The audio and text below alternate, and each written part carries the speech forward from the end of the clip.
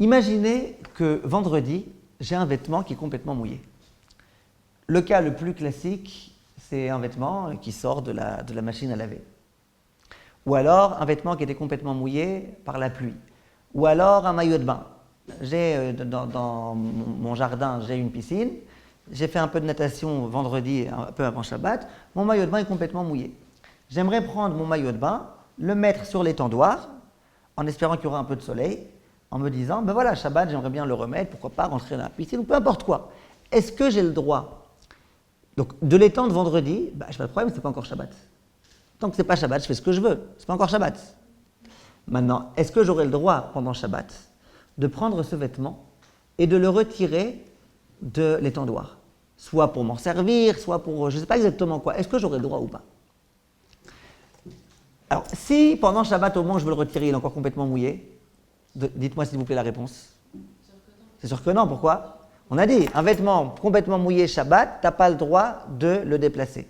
Vous allez dire, le maillot de bain, il est fait pour être humide, en Besséder, disons une chemise, c'est pas fait pour être humide. Donc, un vêtement humide pendant Shabbat, dans tous les cas, tu n'as pas le droit de le déplacer. Oui? Où est-ce que le problème va commencer? Le problème va se poser réellement dans le cas où ça a séché. J'avais un vêtement qui était complètement mouillé. Vendredi, je l'ai mis sur l'étendoir. Shabbat, il est complètement sec. Est-ce que je peux m'en servir ou pas? Alors vous allez voir, c'est là le grand scoop que je veux vous dire. Mais avant le grand scoop, on commence d'abord par l'enseignement classique de la halakha. Comme n'importe quel rav vous aurait enseigné la halakha, s'il n'a pas été au courant de ce scoop que je veux vous dire aujourd'hui. Ce scoop, d'ailleurs, je le tiens d'une élève il y a plusieurs années quand j'avais donné un cours. C'est elle qui m'a fait penser à ce scoop-là. Et je suis complètement d'accord avec elle. Oh, regardez bien. La halakha, dans les grandes lignes, vient le Chafetz Chaim et il dit, tu n'as pas le droit Shabbat de t'en servir. Elle a posé la question, elle dit, non, tu as le droit, tu n'as pas le droit. Il dit, Chafetz Chaim, tu n'as pas le droit. Pourquoi tu n'as pas le droit? À votre avis, c'est quoi le problème? Ça y est, maintenant il est sec. Pourquoi tu n'as pas le droit? Quelle carte vous allez sortir pour interdire? Quel maritaïn? C'est quoi que quand... Non, maritaïn, c'est quand tu viens étendre. Parce qu'on sait très bien que quand tu étends ton linge, c'est que tu viens de faire la lessive. Et quand tu retires, ça ne veut pas dire que tu viens de faire la lessive. Au contraire, ça veut dire que tu l'as fait il y a longtemps, ça a même eu le temps de sécher. Donc c'est quoi le problème? Que quoi? Que j'ai créé quelque chose. Un tikkun. Bon, mais c'est vraiment un tikkun. Je comprends ce que vous dites. Non, mais c'est pas ça. Si à l'entrée de Shabbat, il était mouillé, donc il était en désinfecté, donc il a gardé le statut. Oh, il a fait. Le terme que j'attendais et dont se servent tous les poskim quand ils parlent de ça, c'est le terme de mouksé. Ça veut dire quoi? Le vêtement, vendredi, il était mouillé. Il était mouillé à l'entrée de Shabbat, à Ben Hashmashot, au moment du crépuscule du soir, entre la Shkia et Tzetek Kochavim. Le statut de ce vêtement, c'était mouksé. Ça y est, on l'a mis de côté. On ne pouvait pas s'en servir. Il était mouksé. Or, on a un principe, c'est que quelque chose qui est mouksé pendant toute la période de Ben Hashmashot, eh bien, il restera mouksé pendant tout Shabbat. Quelque chose qui était mouksé pendant Ben Hashmashot, bien qu'après, il perd son statut de mouksé, puisque dès lors qu'il devient apte à l'utilisation, il n'est plus mouksé. Eh bien, le principe, c'est que Kol Migod et Tkatsae Ben Hashmashot, Tkatsae les Kula Shabbata. Ça veut dire quelque chose qui était mouksé pendant la période de Ben Hashmashot. Après, il y a une chéla dans les poskim, est-ce que c'est pendant tout Ben Hashmashot, ou même qu'une partie de Ben Hashmashot, c'est pas mon sujet maintenant. Mais quelque chose qui était mouksé pendant Ben Hashmashot, il reste mouksé pendant tout Shabbat. Donc vient le Chafetz Chaim et dit, si à l'entrée de Shabbat, ton vêtement que tu as suspendu, il était humide, et c'est d'ailleurs pour ça que tu l'as suspendu, et bien du coup pendant tout Shabbat, il sera mouksé. Même si maintenant la raison du mouksé, elle n'est plus là parce que ça a séché, et bien ça reste mouksé. Ça c'est le Chafetz Chaim. Et beaucoup de poskim vont aller dans son sens, et beaucoup de poskim vont dire, voilà, tu vois, c'est interdit. Donc, si vous posez la question, vous vous amusez à téléphoner ce soir à 5-6 rabbanim, vous leur dites, regardez, Kvodarav, quand Shabbat j'ai mis une lessive, mais que machin, ne vous étonnez pas que beaucoup de rabbanim vous disent, pendant tout Shabbat, tu n'as pas le droit de toucher à ça. Ne vous étonnez pas parce qu'ils n'ont pas tort, c'est un psaque qui existe. Maintenant, le Rav Vosner, lui, il n'est pas d'accord avec ça. Le Rav Vosner, qui est un des Gdoléador Ashkenazim, le Rav Vosner, il a une longue tchouva dans laquelle il réfléchit à tout ce concept-là, le Migod et Tkatsae, les Ben Hashmashot, etc. Et lui, il veut dire que c'est pas du tout évident d'interdire. Et lui, il dit comme ça. Il dit, imaginez qu'on est en été. Pas en été à Paris où un jour sur deux il pleut. Pas à Londres où 2 jours sur 3 il pleut. 3 jours sur 2 il pleut. Je parle pas de ça. Je parle que tu es en Israël, en été, en général, cette année, il y a quelques exceptions là, machin, en été, en Israël, il pleut pas. D'accord? En été, en Israël, il fait beau. Donc, j'ai mon vêtement qui est mouillé. je le mets vendredi, une demi-heure avant Shabbat, à étendre. Est-ce que vous êtes d'accord que normalement, demain matin, Shabbat matin, à 10h du matin, avec le soleil qui commence à bien chauffer à 9h du matin déjà, est-ce que vous êtes d'accord qu'à 10h du matin, il est censé être sec? Oui. Dit le Rav Wosner, je ne vous rentre pas dans tous les pilpoulim, toutes les longues sougiotes, mais dit le Rav Wosner, quelque chose qui était censé ne plus être mouxé pendant Shabbat, il n'y a pas ce principe. Tout le principe que quelque chose qui est mouxé pendant une partie du Shabbat, il reste mouxé pendant tout Shabbat, c'est que si c'était prévisible que pendant tout Shabbat, ça serait non utilisable, et que finalement, il y a eu un petit changement de situation que c'est devenu utilisable. Mais si depuis le départ, tu sais très bien quand tu es en train de mettre ton truc, que pendant quelques heures, ça ne sera pas utilisable, et après, ça sera utilisable, ben, il n'y a pas de mouxé. C'est quoi mouxé? Mouxé, j'ai détaché mon esprit de ça, c'est ça mouxé. Les aktsot, ça veut dire détacher, séparer. Quand tu prends une distance vis-à-vis de l'objet, quelque chose qui est censé être non utilisable pendant tout Shabbat, eh ben, il est mouxé. La farine, par exemple, tu n'as rien à faire avec de la farine, tu de la farine pas cuite, une pomme de terre pas cuite. Tu n'as pas d'animaux à la maison, tu n'as rien. Pourquoi c'est mouxé? S'il n'y a pas d'animaux dans toute la ville, ben, on ne rentre pas dans les mouxé maintenant. Mais pourquoi c'est mouxé? Parce que tu n'as rien à faire avec. Maintenant, s'il s'avère que pour une raison ou pour une autre, la pomme de terre, elle s'est cuite d'elle-même, bah, ce n'était pas prévisible. Donc, dans tous les cas, ça reste mouxé. Mais quelque chose qui est prévisible, c'est tout à fait prévisible. En été, quand tu as étendu ton linge le vendredi soir, que Shabbat à 10h, 11h du matin, ça soit sec. Donc le Rav Wosner, il dit, dans ce cas-là, moi, Bichlal, j'autorise. Il ne dit pas, je ne comprends pas, il dit, j'autorise. Dans ce cas-là, en été, j'autorise. Après, il dit, et même en hiver, étant donné que plein de fois en hiver, malgré tout, il fait beau, et plein de fois en hiver, il y a du soleil, et plein de fois en hiver, quand tu étends ton linge, eh ben, le lendemain matin, ou le lendemain midi, ou le lendemain après-midi, eh ben, il est sec. Il dit, même en hiver, j'aimerais autoriser, mais tsarich yun, ça veut dire, il a eu peur d'autoriser, il ne veut pas aller trop loin. Le Chafetz Chaim, lui, il a l'air d'interdire dans tous les cas, été, hiver, machin. Le Rav Wosner, il dit, on ne peut pas aller tellement loin. Le Rav Auerbach, il va dans le même sens que lui. Et il veut dire, le Rav Auerbach, peut-être que vous savez de quoi il parle, le Chafetz Chaim. Peut-être que le Chafetz Chaim, il parle d'un cas. Il aurait dû le préciser, c'est vrai. Mais il parle d'un cas, peut-être, dans lequel on savait très bien que pendant tout Shabbat, ça n'allait pas sécher. Soit parce qu'on est dans un endroit où il pleut beaucoup, soit parce qu'on est dans un endroit où il fait très froid, soit parce qu'on parle d'un vêtement qui est complètement humide. Le Rav Auerbach, il dit, sinon je ne comprends pas. Je ne comprends pas le Chafetz Chaim. Visiblement, le Chafetz Chaim, quand il a interdit, il parlait d'un cas dans lequel on savait depuis le départ que c'était censé rester humide pendant tout Shabbat. Et finalement, il y a eu un miracle. En tout état de cause, si vous posez la question à un Rav, est-ce que j'ai le droit maintenant, Shabbat après-midi, en plein été, de retirer ma chemise que j'avais mise vendredi après-midi à sécher? J'en ai besoin maintenant. Est-ce qu'on a le droit de s'en servir ou pas? Disent les poskim, alors ça dépend. Il y a des rabbanim qui vont vous dire, moi je fais comme le Chafetz Chaim et puis j'interdis.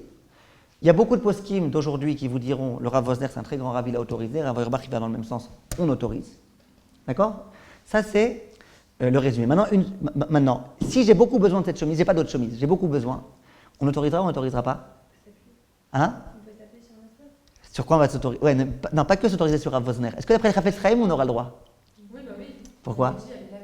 Il a fait. Le Chafetz Chaim, il dit, même le vêtement qui est complètement humide, si je n'ai pas d'autres vêtements et que je dois aller à la bar mitzvah de je ne sais pas qui, j'ai le droit de mettre ce vêtement. Donc tu es bien d'accord qu'un vêtement qui maintenant est sec, et tout le problème c'était qu'à l'entrée de Shabbat, il était complètement humide, tu es bien d'accord que tu auras le droit. Donc ça, le Chafetz Chaim lui-même, il dit, si tu as vraiment besoin, tu as le droit. Tout ça, ce n'est pas un scoop. Tout ça, c'est la halakha basique. Vous allez appeler des rabbanim, certains vous diront comme le Chafetz Chaim, certains vous diront comme le Rav Wosner. Là où moi je viens avec un chidouche, mais un chidouche, deux chidouches, et je vous demande de le diffuser. Et je l'ai vu écrit nulle part, mais j'y crois à 100% à mon chidouche. Mon chidouche, c'est de dire qu'aujourd'hui, même d'après le Chafetz Chaim, même d'après tous les poskim du monde, même en hiver, au jour d'aujourd'hui, quand tu mets une kvissa, une lessive à étendre, tu as le droit après Shabbat, pendant Shabbat, tu as le droit, quand c'est sec, de t'en servir. Même en enregistrant, par exemple, mouiller une lessive. Mais si on parle de mouiller. Non, je parle d'une lessive. Parce que tous les poskim, je vous assure, faites un essai. Appelez quelques rabbanim, demandez-leur. J'avais des vêtements qui sortent de la machine le vendredi après-midi. Je les ai mis. Est-ce que Shabbat en hiver, j'ai le droit de m'en servir? Personne ne vous dira oui, quasiment. Maintenant, moi, ce que je veux vous dire aujourd'hui, c'est qu'on a le droit. Pourquoi? Et maintenant, vous allez comprendre le chidouche que je vous ai dit tout à l'heure. On a dit qu'aujourd'hui, dans les machines, il y a un système qui s'appelle l'essorage. Le système essorage, ça fait que le vêtement, une fois qu'il sort de la machine, il n'y a plus de quoi essorer. Maintenant, pourquoi d'une façon générale on dit que le vêtement que tu as étendu, il est devenu mouxé? Il n'est pas mouxé parce qu'il est mouxé. Pourquoi il est mouxé? Parce qu'à l'entrée de Shabbat, tu n'avais pas le droit de le déplacer. Et pourquoi tu n'avais pas le droit de le déplacer? Parce qu'il était humide. Et un vêtement humide, pourquoi tu n'as pas le droit de le déplacer? De peur qu'on vienne à l'essorer. Donc tout le problème que ce que tu as étendu, c'est Moukhtse, ça provient du fait que tu risques d'en venir à essorer. Donc je suis d'accord, comme vous dites, vous avez raison, un vêtement qui est complètement mouillé, et que j'ai étendu, moi, Shabbat, sans l'essorer ni rien, que je l'ai étendu vendredi, là vous avez raison, que d'après Chafetz Chaim, ça sera interdit pendant tout Shabbat de t'en servir, même une fois que ça aura séché. Pourquoi? Parce qu'à l'entrée de Shabbat, c'était Moukhtse. Pourquoi à l'entrée de Shabbat, c'était Moukhtse? Parce qu'à l'entrée de Shabbat, tu n'avais aucune autorisation de le déplacer, puisqu'un vêtement humide, on n'a pas le droit de le déplacer tant qu'on est seul. Vous avez compris? Mais si un vêtement il sort de la machine et que vous avez une machine suffisamment sophistiquée pour qu'une fois que vous avez fait le système, le programme essorage, le vêtement il soit complètement essoré.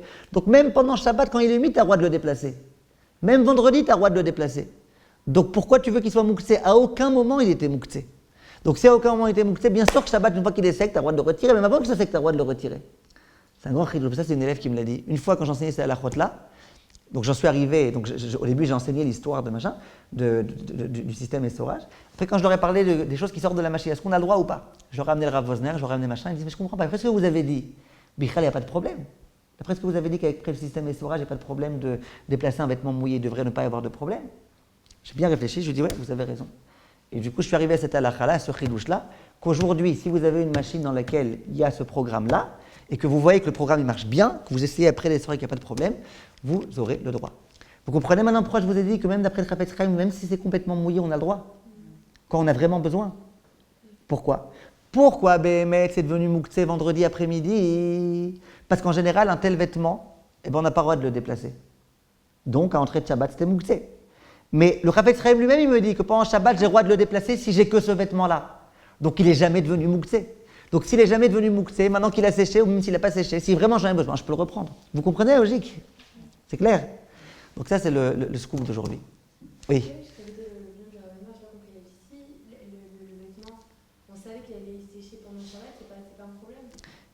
Voilà, exactement. Pourquoi? Ça change quoi? C'est quoi Moukhtse? C'est quoi Moukhtse? Moukhtse, il y a plein de types de Moukhtse, mais le Moukhtse auquel on fait allusion ici, c'est quelque chose dont vous savez que pendant tout le Shabbat, vous ne pourrez pas vous en servir. Imaginez par exemple que je sache que là où je vais être, il va pleuvoir toute la journée. Donc quand je l'ai suspendu, il était mouillé, donc c'était Moukhtse. Dans une heure, au moment de Ben Hashmashot, si je me demande qu'est-ce qui se passera dans une heure, je me dirais que ça sera encore mouillé. Dans 2 heures, ça sera encore mouillé. Dans 3 heures, ça sera encore mouillé. Donc même si finalement il y a un miracle et qu'il s'est arrêté de pleuvoir, comme c'était prévu que ça reste mouillé pendant tout Shabbat, ça reste Moukhtse. L'exemple de Moukhtse, l'exemple qu'il y a dans la halacha, l'un des exemples en tout cas, c'est les Grougerot Vetsimoukim. À l'époque, les gens ils prenaient des raisins, aujourd'hui aussi d'ailleurs, et des espèces de figues, ils les coupaient, ils les laissaient sécher sur le toit. Et après, ils avaient des espèces de figues sèches comme ça. D'accord? Maintenant, c'est quoi la particularité de ces choses-là? Dans Yichot Moukhtse, on en reparlera si on a l'occasion d'enseigner Salachot. C'est quoi ces fruits-là? Tant que j'ai une figue qui est fraîche, j'ai le droit de la manger ou pas? Oui. Elle est apte à la consommation ou pas? Je ne parle pas des tolaïm maintenant. Calmez-vous. Si je prends une figue qui est fraîche, c'est consommable ou pas? Un raisin qui est frais, c'est consommable ou pas? Oui. Un raisin qui est complètement sec, c'est consommable ou pas? Oui, les raisins secs. Maintenant, les gens, qu'est-ce qu'ils faisaient? Ils prenaient le raisin, ils le coupaient, ils le mettaient sur le toit. Maintenant, qu'est-ce qui se passe quand on met ça sur le toit? C'est que ça passe à un niveau qui est plus consommable. C'est pas assez frais pour être consommable, c'est pas assez sec pour être à nouveau consommable. Quand quelqu'un il prend ces espèces de fruits-là et qu'il les met sur le toit, il sait très bien que pendant Shabbat, ça ne sera pas apte à la consommation. Ça s'appelle un vrai Moukhtse. C'est un Moukhtse parce que tu l'as mis sur le toit. Ça y est, tu savais très bien que pendant tout Shabbat, tu n'aurais rien à faire avec parce que ce n'est pas consommable. Oui? Donc c'est pas consommable. Quelque chose qui n'est pas consommable, c'est Moukhtse. Moukhtse, c'est quelque chose qui n'est pas consommable, qui ne sert à rien. Donc c'est Moukhtse. On a imaginé qu'il y a un miracle, je ne sais pas exactement, il y a eu un super grand soleil. En 3 heures, ils sont devenus consommables. Ce n'était pas censé. Si on t'interrogeait vendredi, on interrogeait ton cerveau, est-ce que tu pensais que ça allait être possible? Non, tu ne pensais pas. Donc dans ta tête, tu as dit adieu à ces raisins pour tout Shabbat. S'il s'avère maintenant que tu peux t'en servir, mais c'est pas grave, moi je leur ai dit adieu et c'est terminé. Par contre, dans quelque chose dont c'est très prévisible, que ça puisse être dans un état... Après, je vous dis, c'est une grande question. Je ne dis pas que ceux qui ne disent pas comme Rav Wosner, ils ont tort, attention. Il y en a qui disent autre. C'est une très très très longue sugia. Vous comprenez? Je vous donne un exemple. Vous savez, je vais vous donner un exemple. Imaginez que vous ayez une pomme de terre. Est-ce que vous êtes d'accord qu'une pomme de terre crue, c'est mouxé? Je ne parle pas d'un endroit où vous avez des animaux à côté qui mangent ça. Je parle vraiment le cas typique, vous êtes dans un endroit, il n'y a pas de zoo, il n'y a pas d'animaux, il n'y a rien. Est-ce qu'une pomme de terre, c'est mouxé ou pas une pomme de terre crue? Elinor, vous mangez des pommes de terre crues parfois? Non? Même quand vous avez faim? Vous ne mangez pas de pommes de terre crues. C'est mouxé ou pas? C'est mouxé ou pas? Bah oui. C'est mouxé, très bien. Maintenant, je vous pose une question. Vendredi, je prends ma plata, je mets dessus de l'aluminium, je fais en sorte qu'elle soit garouf, katoum, tout ce que tu veux. Je prends une casserole, je mets dedans 10 pommes de terre. Je mets aussi de la sauce, de la viande, tout ce que tu veux. D'accord? Et puis, j'espère que ça sera bien cuit d'ici demain midi. Shabbat midi. C'est vendredi aujourd'hui, j'espère que ça sera cuit d'ici Shabbat midi. Oui? Maintenant, garouf et katoum, il n'y a pas de problème. Pourquoi? C'est garouf et katoum. Tu ne vas pas en venir à teaser, tu ne vas rien en venir. Est-ce que Shabbat midi, tu auras le droit de manger tes pommes de terre? Non. Pourquoi non? Parce qu'elles étaient crues à l'entrée. Oh, voilà. Vous êtes d'accord que c'est une erreur? Vous êtes d'accord que vous n'avez pas raison? La halakha dans toutes les ilchot Shabbat, c'est mais ce que tu veux cru. L'essentiel juste, c'est que tout le éther de Kidrachiyata qu'on en avait parlé à l'époque, bien sûr que c'est permis. Mais pourquoi c'est permis? Pourtant, à l'entrée de Shabbat, pendant toute la période de Ben Hashmashot, c'était encore mouxé, c'était une pomme de terre crue, ça n'avait pas encore eu le temps de cuire. Ça va cuire que après. Hein? Oh, alors le Rav Wosner, il dit, alors vous dites quoi? Vous dites, c'était prévisible que ma pomme de terre, ou même plus que prévisible, c'était certain qu'une pomme de terre que tu mets sur la plata, s'il n'y a pas d'arrêt d'électricité, c'est sûr que ça va cuire. Ben, le Rav Wosner, il dit, sûr ou pas sûr, si c'est prévisible, c'est la même chose. Maintenant, il y a une différence entre le cas de la plata et ce cas-là. C'est un peu ce que vous dites quand vous dites sûr. C'est que là, ça s'appelle Gomro Bidé Adam. Ça veut dire, c'est l'homme de lui-même qui peut décider que ça va être prêt. Or que l'autre, c'est Gomro Bidé Shamayim, c'est Hachem qui va décider qu'il y ait du soleil ou qu'il n'y ait pas de soleil. Donc ça change un petit peu, mais juste je vous donne un exemple pour vous expliquer que ce qu'il dit Rav Wosner, ce n'est pas complètement délirant. Pour vous dire que ce qu'il dit, il y a une assise. Maintenant, je ne vous rentre pas dans tous les détails du Rav Wosner, c'est une longue tchouba et ça prendrait du temps à expliquer. D'ailleurs, au passage, je ne l'ai pas révisé avant de vous enseigner, donc pour pouvoir vous dire de façon précise toutes ces preuves. Mais ce que je vous dis, c'est que le Rav Wosner, ce qu'il dit, ça tient la route très bien. C'est pour ça que même le Rav Auerbach il va dans son sens, et c'est pour ça qu'ils veulent dire que peut-être que le Chafetz Chaim, ce qu'il a interdit, c'est uniquement dans un cas où ce n'était pas du tout prévisible que finalement, il y allait avoir du soleil. Mais en tout cas, on a compris la halakha, d'accord?